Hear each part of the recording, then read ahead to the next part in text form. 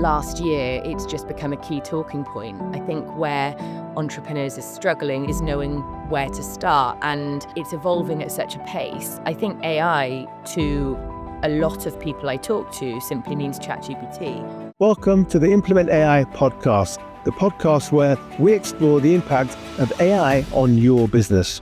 I'm Piers, Linney, and alongside my co-host and co-founder of Implement AI, Dr. Aalok Shukla, we cover the real-world applications and impact of how AI can be practically applied to drive growth and efficiency in your organization.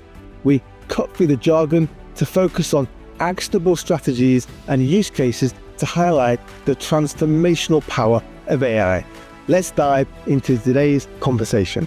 I'm Piers. I'm Aalok. Right, we want to roll with the pods now, Aalok, aren't we? We're trying to get, we always like do these things just in time. We're trying to get... Life is just in time. Well, yeah, exactly, like a bank of them, really. So we've got a great guest on today, someone we've been working with. She's also a powerhouse in the UK, I'd say the sort of entrepreneurial business ecosystem. We'll tell you a bit more about her in a moment. We're not really traveling this week. We've done too much traveling. Traveling means that we're traveling and we're not actually doing any work.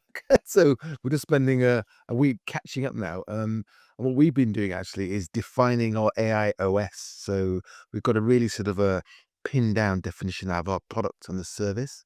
So that means now if you've ever engaged with us or done AI Activate or talked about our programs in the past, we're going to be coming back to you to explain the AI OS. And also what makes a standard digital worker and an advanced digital worker, and what are the different parameters? This is all new territory, and defining all these things it helps everybody understand their opportunities. Yeah, it really is. It's fascinating actually the way we sort of set that all out. It's really kind of helps you understand what it means. There's also loads of examples now. We've got more and more case studies. So we'll come on to that.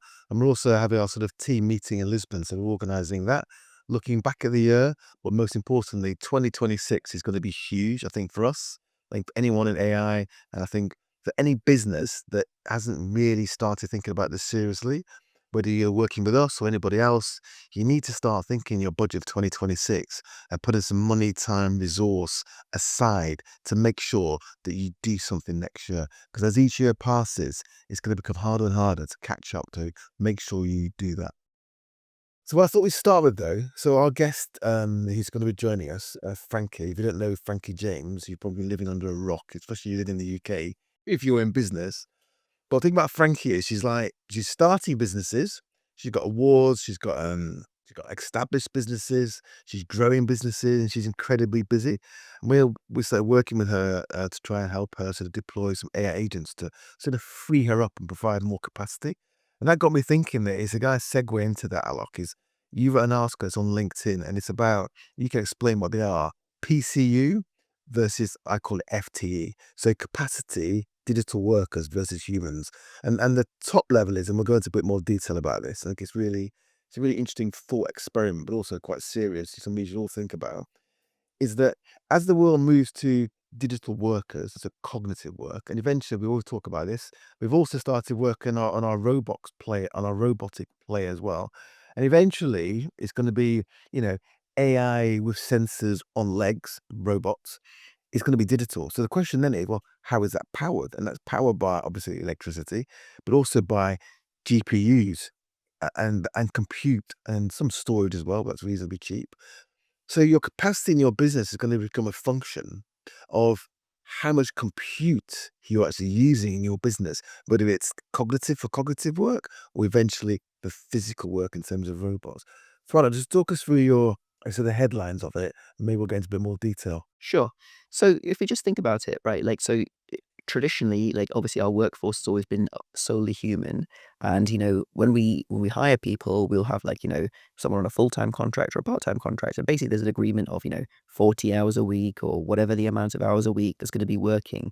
But then when you start to actually look at your actual business, you might have, 100 emails coming in through your inbox every single day, right? Or you might have, 50 phone calls coming in on a regular basis, or you might have all these old customers you want to kind of reallocate. And then the difficulty comes is how people can allocate their time and actually be doing things in different ways. So what I was talking about here is when you start to think about AI agents, you can't think of it as one agent relates to one person, essentially. You got to look at it in terms of how you're looking at, one person one agent or a team of agents could do the same as 5 people. So I started thinking, like, how could you have a definition for that? That's a really important point there, we shouldn't gloss over.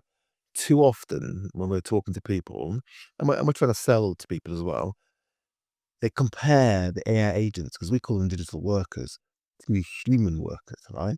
And to some degree, you can in terms of what they're trying to do, but in terms of their velocity, capacity, capability, memory, all these other factors, you just cannot. It is not apples and apples, is it? No, exactly. And I'll go through an example, but like this is the whole point, right? You have to start thinking in capacity, basically, right? So your full-time employee is basically like how many people you've got working with you in your business in terms of how many hours you have available, okay? A productive capacity is how many units of productive capacity do you have based on how many phone calls, how many emails, how many support tickets, how many research reports, whatever it is like this. And this is this new concept, which basically gives every business the ability and the possibility to serve more customers, to respond faster, to operate continuously without, limits of time or human bandwidth, basically, right? And so if you think about it, right? So if you imagine a 40-hour work week, okay?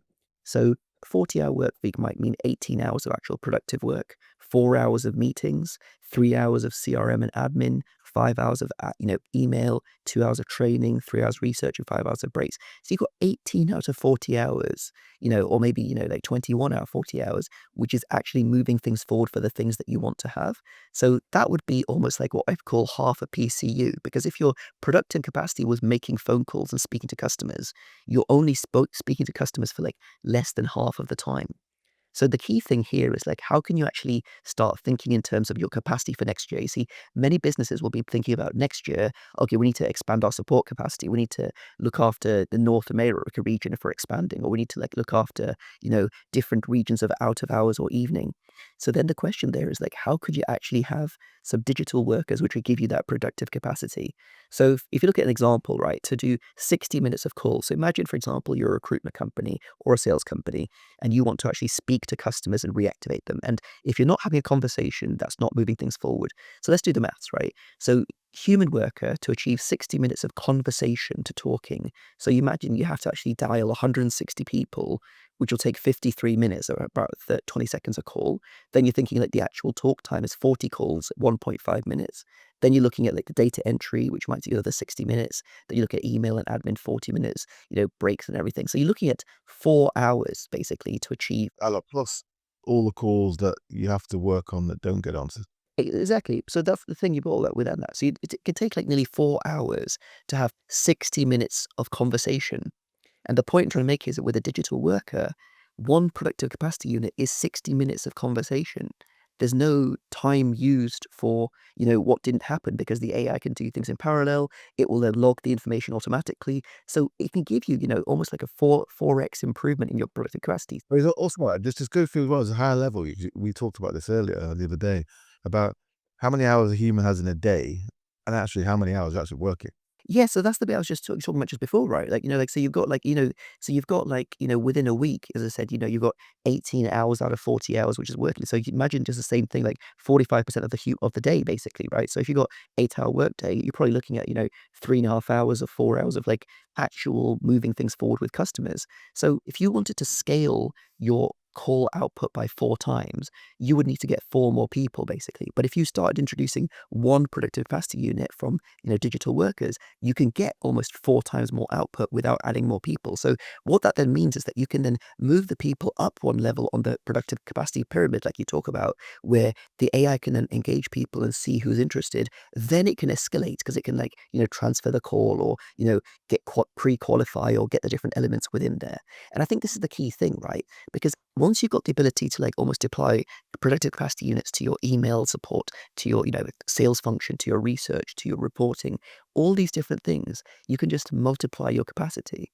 And, depending on what type of digital work you're looking at, whether it's a voice-based one or a computer use-based one or an analytics-based one or a kind of email-based one, you've got different multiples of capacity which you can unlock. So the core concept here is that, like, if you think in FTs only, it's quite inefficient to kind of scale your capacity. But if you think of FTs plus PCUs, you can then get the PCU to do all the kind of time-consuming stuff, And then you can escalate the kind of more complex and nuanced things to people. And our AI agents, for example, can also escalate questions to people and get answers back and then continue it. I was going to say that. So we try and keep it practical on our podcast and implement AI generally. So let's go for some actual examples then, because I think people when we talk about, PCUs and FTEs and humans working together in teams, a lot of people, they struggle to kind of understand what that looks like in reality. Yeah, sure. So we can look at two examples, right? So let's just say, someone's got like they're in the sales function for a clinic group. Let's just use that as an example, right? So then they've got their metric tasked with is like how many more patients can be booked in for appointments and how can we actually, make sure that that's happening. So they could deploy two types of digital worker, which would help them in that regard. One would be an analyst agent, which would be listening to all the phone calls and spotting missed opportunities. For one person to try and do that, there's a limit on how many calls they can review a day, because it would literally be 1 minute of listening to 1 minute of call. That's how it works, basically, isn't it? But the AI can actually, in 1 minute, it could listen to 20 minutes of calls or even 60 minutes of calls, basically, right? So you can get a multiplication factor of, 20 to 60 times potentially there. They would then surface all the opportunities, the missed opportunities for the treatment coordinator team. They could then deploy a digital worker, which would then call these people or message them first to say, are you still interested in getting this treatment? And then when they're interested, it could either like pre-qualify and book them, or it could transfer to the person. So that's an example where you can literally create a team out of thin air, or you can create like a different element within there. Another example would be like in recruitment or in some kind of sales, where you need trying to like talk to many people and see if they're interested in your solution. Again, it would normally be 1 minute of dialing or calling to so they call it this like 60 minutes of dialing, and that would really result in maybe, 20 minutes of calls, if that, basically, right? More like, 15 minutes. But if you actually wanted 60 minutes of conversations, you could have all those calls happening in parallel by the AI. And let's face it, that's got a half-baked CRM updates. Exactly. And then also all the opportunities of people that were from 3 months ago that said they're interested now being followed up. So I think the key thing is that, like, if you've got some kind of like high volume kind of like analysis, research, or tasks, you definitely want to deploy capacity digitally to, digital workers. Whether it's like data entry, for example. Another example I was reviewing for somebody was where they've got like, some elements come in, the elements have to be checked, then it has to be entered into another system. That's the all step-by-step framework. But again, it's 1 minute of reading, understanding, and checking to 1 minute of data entry. But if you've got like, your work is piling up, you don't want to add 10 more people into that job. You might want to like add some productive capacity in terms of computer use agents, and then have people reviewing the work done by it, so then it can make things much more better, basically. So what about, we've got Frankie James joining us, who's got, reasonably large business and events. We're always try and sell her something.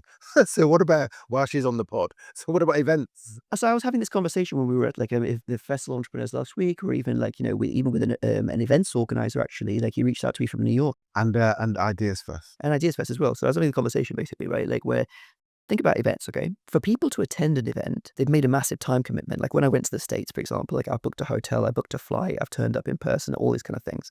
When somebody attends an event, they've got kind of like, they've got their spoken objective, which might be, I want to see this lecturer, I want to see this speaker, I want that, basically. But there's lots of unspoken objectives. I'd like to meet someone in this, or I'd like to, connect with this, or I'm exploring this opportunity and I want to find more information.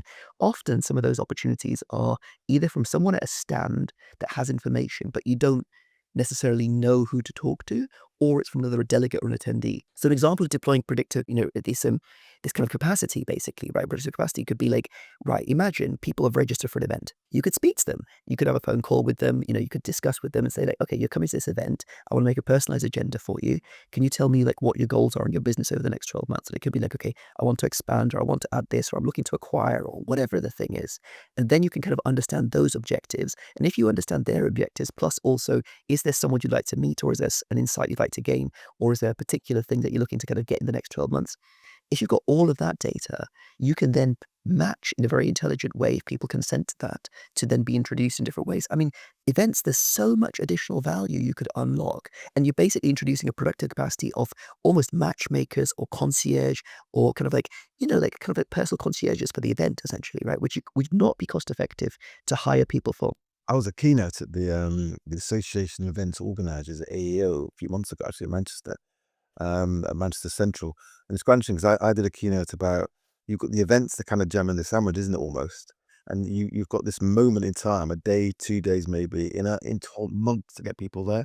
So you got the whole journey leading up to the event, keeping people informed, making sure they turn up, get the tickets, and then you've got, well, then what? Then you've got that relationship after the event, which then bleeds into the next event.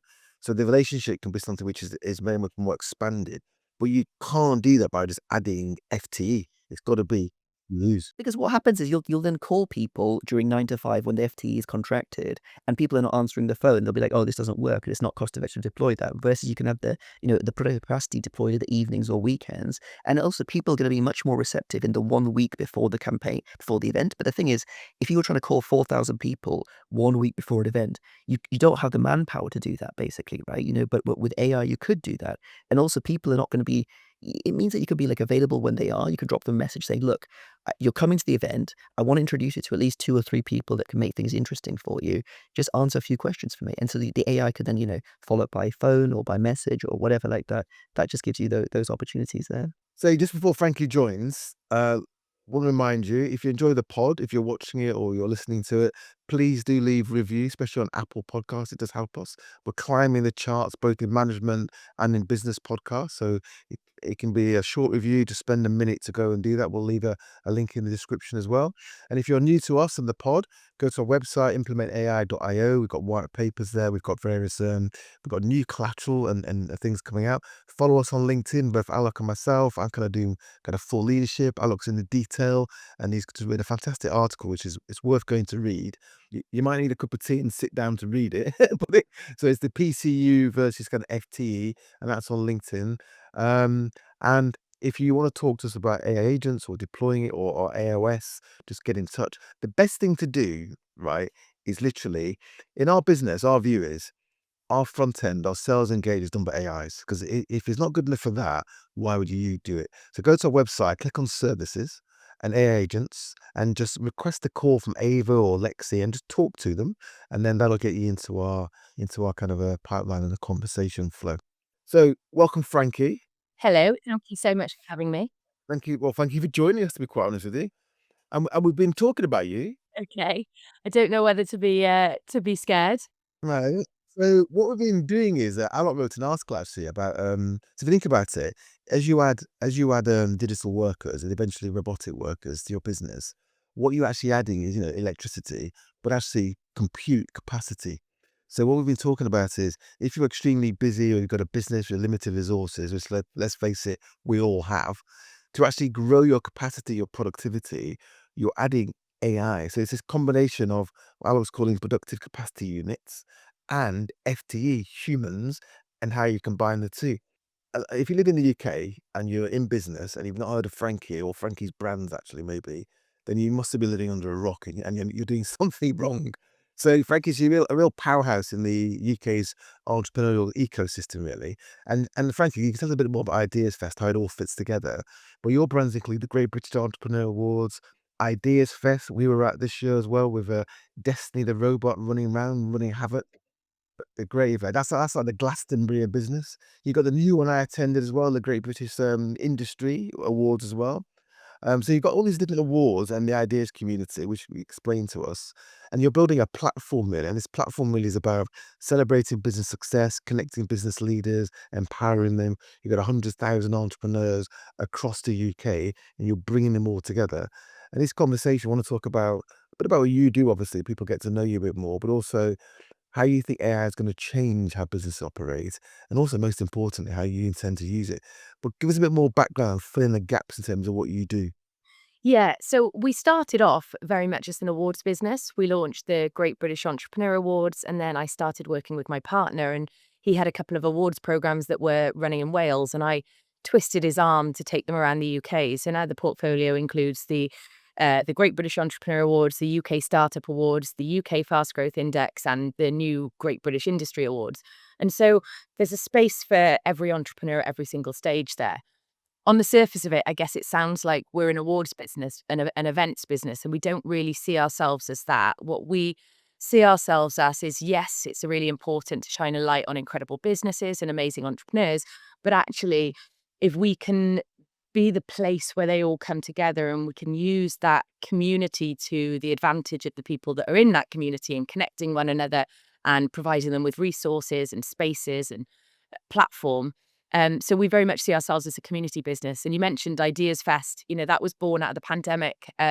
When we couldn't do events indoors, we thought we're going to have to innovate. And, I guess it doesn't look like innovation in the sort of the tech sense, but innovation's still the same. We were, in a world where a business event meant going to Excel or going to a hotel conference room or something. And outdoor events seemed more likely to come back than indoor events. So in 2022, we ran the first Ideas Fest, and 1,000 brave entrepreneurs came and joined us at that festival. And it's gone from strength to strength since. And, finally seems to be something that people kind of mark in the calendar a year ahead, which is brilliant for us. That's a great event. And if you haven't heard It's about an this, incredible event. look it up, and you should be there next year.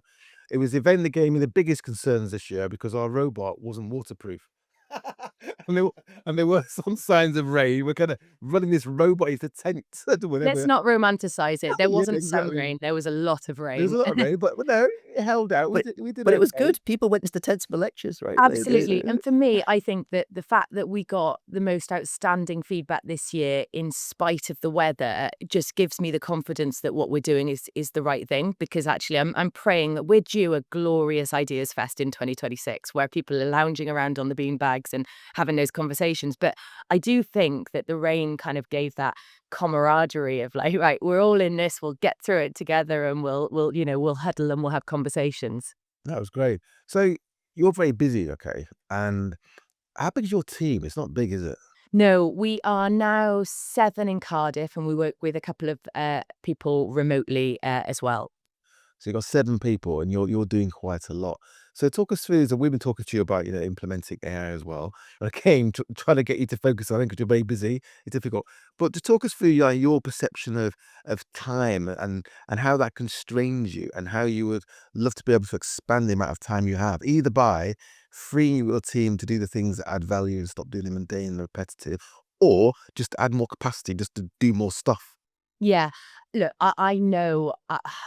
There's two things. One, I'm very busy, but also I got recently diagnosed with ADHD, and I'm a complete and utter scatterbrain. So it's a wonder that I'm in events, right? Luckily, I don't do the detail. I do the big ideas. Um, and I've got a problem. It's very much sort of a founder's disease. I can't keep my nose out of like all the little bits that are going on, but I've got a fabulous team that will follow up and sort of sweep behind me the madness. But yeah, time is absolutely, without a shadow of a doubt, the biggest currency. And I've never felt that time drain more than I have in the last few months.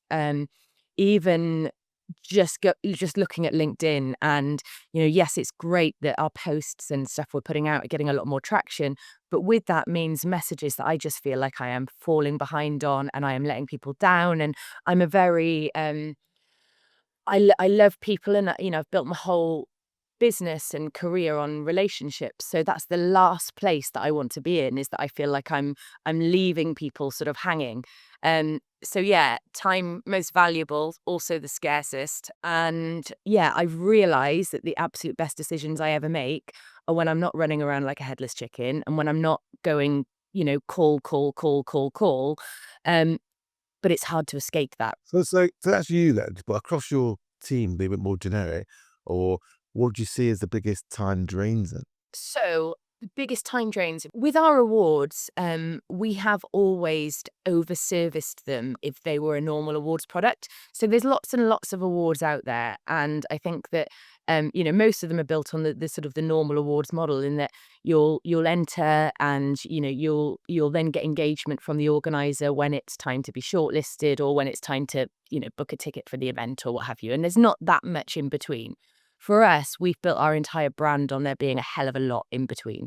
So, and a lot of that is very repetitive tasks, making sure that everybody's got all the assets that they need to shout about their successes. And we've extended that so that people get press releases that are personalized to them, and that we can look at their application and work out, because we ask loads of questions at the point of application.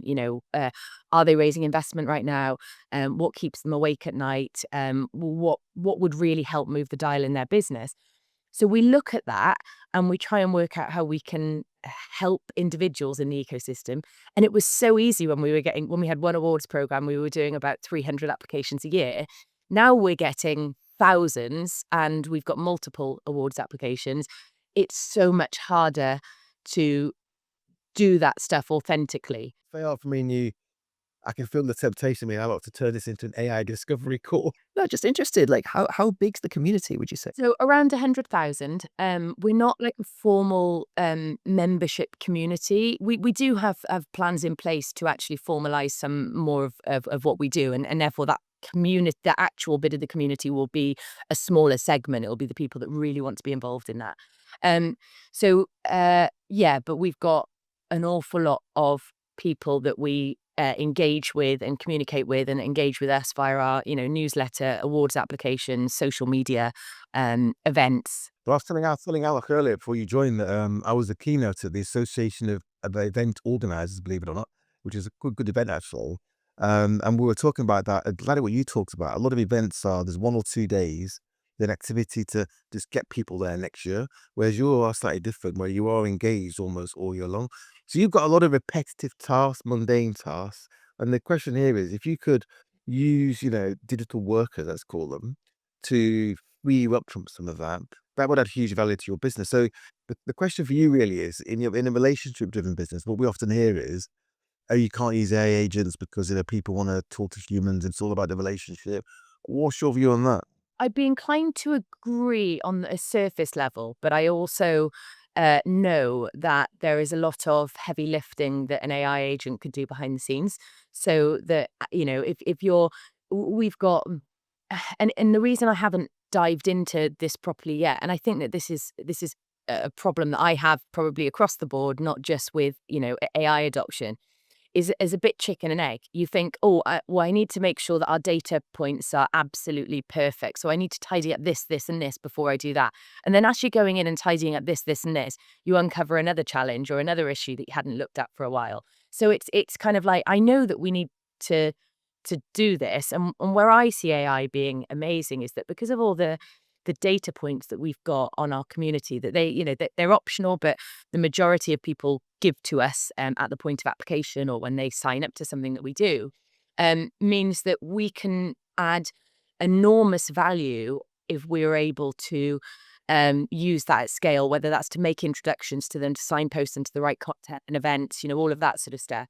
And the way we've done that to date is very clunky. It's like, we've got this event coming up or we've got this initiative coming up. Let's export the data and let's sort it by this. And then let's send those people an email. Whereas actually an AI agent would be able to be scanning tens of thousands of lines of data and saying, these people are the perfect fit for this, or you could really help move the needle on this business because of X, Y, and Z without having data analysts sat in a.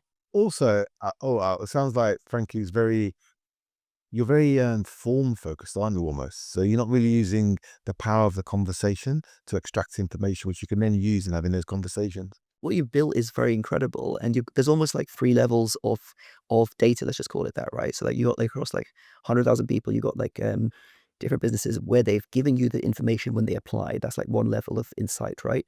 Then there's level of insight that your team have insights about different people and different things, like which can almost be captured in a different way of dictation or whatever, left out about some elements around their objectives.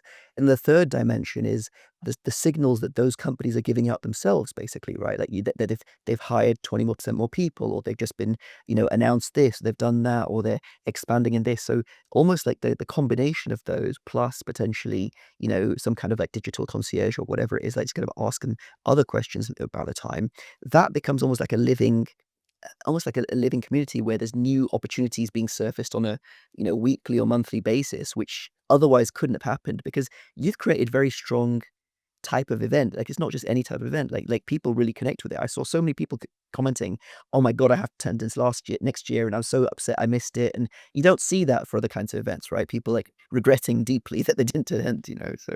Well, the point I was making for Frank, is that voice conversations, you could have the Ideas Fest or GBA's agent that calls people just for an update. How are you? Talk about the business and all the information you're capturing. Then you can actually reflect it back in terms of better connections, better signposting, but also for you, you've got a lot more context on how you add value and how you actually can work with those businesses. Yeah.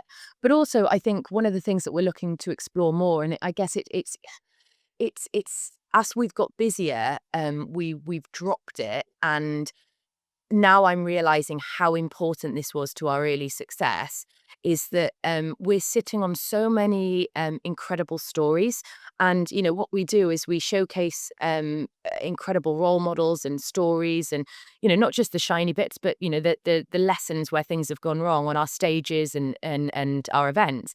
But actually, there's an opportunity to do that all year round, and to create like a real content agent, just telling stories at scale of, that are really relatable. And we think that that's a huge opportunity. It's something that my co-founder Dylan is really adamant that we get right. Because also, not so that helps the reader, because they'll find relatable entrepreneurs to them. They'll find people that they ought to connect with and that they didn't know were in our community because they hadn't been to an event or hadn't seen them at an event, but we can put them, on this sort of website. And it also gives the entrepreneur that's profiled some great, opportunity to be recognized, and opportunity to amplify their story. And so that's somewhere that we'd like to look very much. You've got that common conundrum, in a way, if you want to call it that, of implementing this technology can make a massive difference in scaling your capability, capacity, and the things you can do, but it's finding the time to do it. And that's quite common, isn't it, Aalok? It is very common, but I think also like it's like you have to look at these things not as like one big project, but almost like small experiments that you can kind of try in different ways. Because I often find with many businesses I talk to, it's things that they aren't even doing now that could yield an asymmetric opportunity. Like that's also the interesting thing apart from like what there is. Because one thing I was just thinking about when I was listening to you is right when I was at Ideas First, everybody's talking about like what they're doing. They've all got their own interesting things. Everybody there is like an individual, let's put it this way, right? They've got their own vision of the world. They're trying to make that happen and they're passionate about it, right? That's a very small percentage of the population, but you've managed to aggregate them all together, right? So imagine all of them, who they chose for their accountant, who they chose for this, what kind of investors they work with, who would they not recommend or do recommend. All of that is a whole level of insight and information, which could be very useful for more people in a different way as well, basically, isn't it? So, Frankie, just talk us through a bit higher level then. So, you see, you've got 100,000 people in your community, and I see you on LinkedIn at various dinners talking to entrepreneurs, people that are starting out, people that have exited, people that are going again, and you've seen what we do, and we've talked about it at some length. How do you see AI impacting, business generally, and your community across the UK? Like you said, we run these dinners, and in the last year, it's just become a key talking point. And I think where entrepreneurs are struggling is knowing where to start, and that it's evolving at such a pace. I think AI, to a lot of people I talk to, simply means ChatGPT. Now, I know, I sort of know about this whole world of AI that's going on. I speak to very talented, amazing people who are a couple of steps ahead, who are implementing AI. So I know the art of the possible, and I feel like I'm quite privileged to have a better understanding of that than some. But I think that every single business, whether they're in traditional industries or whether they're in industries that you wouldn't think that AI could be implemented, um, or whether they're in these, high tech industries, should be throwing themselves wholeheartedly into AI, because if they're not, they're going to get left behind. And, like you said, it's not all about being left behind, but it's about how much further you can go. Because you talk about it, and, I obviously, and I know Daniel Priest, and I watch him talk about it, and he says, what if you had an extra 2,000 staff? What would you be able to achieve? So I think when you think about it from a very simple framing, the art of the possible is phenomenal, and I don't think there's any business in the entire world that could not benefit from using AI at some point in their processes. And like we always say, it's the worst today it's ever going to be. So let's end with your session. We try and keep our pod short. With a question for you then. So if you could automate one thing in your life, maybe it's your work life, using AI, and you had to decide right now, what would it be? So for me, I think it would be the stuff that takes the invisible hours that just seem to disappear. So it would be it's some of the mundane stuff, that I'm awful at, but it could be, I don't know, inbox management might certainly help. It would be making sure that we are really looking after at scale and not leaving anyone behind in terms of our community. There's obviously, we say we've got 100,000, which we do, but there's there's a segment of those people who are really, really engaged, and they would like to have far more touch points with us in the community. I would like to be able to give them that. And like I said, it was easy when it was 300 people. It's not so easy now. And even if it's almost using AI as the buffer in between, because I don't want to lose that human connection, but letting them know that we're there, and that they can give us information if they need help at a particular point, or aggregating some of the stuff that we're doing to make sure we're giving them the most relevant insight into what we've got coming up, or telling their story. So I know you asked for one thing. That's very helpful. And then, so if you're in the UK, you're in business, to talk us through how you engage with your various awards and ideas community there. Yeah. So again, we put in that we've got this quite right at the moment. We're sort of going through what I'd call a bit of an identity crisis, because people tend to come and find us via one of our particular brands. So it might be the Startup Awards, or Ideas Fest, or Great British Entrepreneur Awards. But what we're trying to get across now is that all of that comes under what is known as the ideas community. And we see the huge value in, joining up people that come in at different stages, from the earliest stage startup to the mid-sized business. And there's learnings that can go both ways. Signing up to our mailing lists, following us on social media, coming to our events, and entering our awards when they're open. So there's lots of ways that people can engage. And they are great awards, right? So, I know companies have applied for one. I know a company that I'm involved in, which is a finalist in the GBAs. The amazing awards, fantastic evenings. Ideas Fest was an amazing event. That's going to be bigger and better next year for sure. And we're going to be back there as well. You've got the new awards, the Great British Industry Awards, if you're a bigger company. So there's something for everybody. So get involved. And then you're going to find over the coming months and years that Frankie has more capacity, because she's going to be implementing AI. Well, this is Frankie. Thank you for joining us. Thank you for having me. No doubt see you somewhere, some awards or some event very soon. Absolutely. See you both soon. Take care. Bye. Right, it was great having Frankie on a lot. We're hopefully going to be working with Frankie, but she really is a sort of powerhouse, and she really means it. She's building a business, but she's absolutely passionate about entrepreneurship, people building businesses at all stages, and she works around the clock. So, hopefully we can help her increase her capacity by implementing AI. So that's it for this week. We're going to have more guests on over time. I hope that's useful, and we'll link that into artificial intelligence as well. Again, please leave a review of the pod if you've enjoyed it. Visit our website. If you haven't done it yet, go to our website, click on Services, AI Agents, and have a conversation with Avril, Lexi, and that helps you interact with us. Thank you for joining us for this episode of the Implement AI podcast. If you're interested in learning more about how we can assist you and your business in leveraging AI for growth and efficiency, visit our website at implementai.io. Don't forget to subscribe to the Implement AI podcast on Apple Podcasts, on Spotify, or wherever you listen, to stay updated on future episodes. Thank you for listening, and we'll see you next time.